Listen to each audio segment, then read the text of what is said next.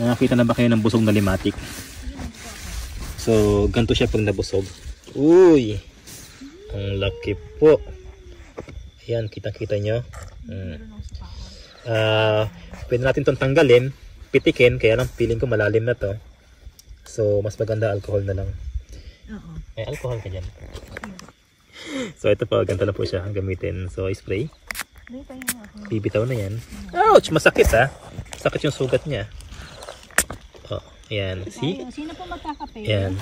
So, ganun po siya kalaki. Yung kayo nang pinakita kong maliit lang, lumobo na. And then, itong sugat na to, pinagtanggalan niya. Ayan. So, open po yan. So, tuloy-tuloy lang yung dugo niyan. Try natin lagyan ng band-aid. So, same din sa nangyari dito. So, duguan na po ako. Dami na kasi nadali din tayo sa kabilang kate. Ayan po siya.